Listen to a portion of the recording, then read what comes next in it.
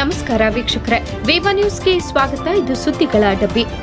ಕೌಶಲ್ಯಾಭಿವೃದ್ಧಿ, ಉದ್ಯಮಶೀಲತೆ, ಜೀವನೋಪಾಯ ಇಲಾಖೆ ವತಿಯಿಂದ ಸಂಜೀವಿನಿ ಜಿಲ್ಲಾ ಪಂಚಾಯತ್ ಮೈಸೂರು ಹಾಗೂ ತಾಲೂಕು ಪಂಚಾಯತ್ ಹುಣಸೂರು ವತಿಯಿಂದ ಕಟ್ಟೆಮಳಲವಾಡಿ ಒಕ್ಕೂಟದ ಸ್ವಸಹಾಯ ಸಂಘದ ಸದಸ್ಯರುಗಳಿಗೆ ಮಾದಕ ಮುಕ್ತ ಕರ್ನಾಟಕ ಅಭಿಯಾನದ ಅಡಿಯಲ್ಲಿ ಒಂದು ದಿನದ ತರಬೇತಿಯನ್ನ ನಡೆಸಲಾಯಿತು.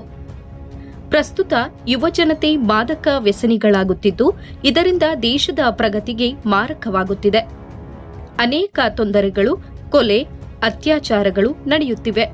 ಕುಟುಂಬಗಳು ದೌರ್ಜನ್ಯಕ್ಕೆ ಒಳಗಾಗುತ್ತಿವೆ.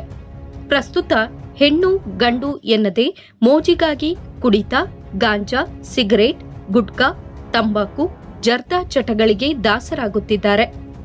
ಪ್ರತಿ ಸ್ವಸಹಾಯ ಸಂಘದಲ್ಲಿ ಮಾದಕ ಮುಕ್ತ ಕರ್ನಾಟಕ ಅಭಿಯಾನದ ಮೂಲಕ ಸದಸ್ಯರುಗಳಿಗೆ ಹಾಗೂ ಅವರ ಕುಟುಂಬಗಳಿಗೆ ಜಾಗೃತಿಯನ್ನ ಮೂಡಿಸಬೇಕೆಂದು ತಿಳಿಸಲಾಯಿತು. ಪ್ರತಿಜ್ಞಾ ವಿಧಿ ಬೋಧಿಸಿ ಜಾಥಾ ಮೂಲಕ ಅರಿವನ್ನ ಮೂಡಿಸಲಾಯಿತು.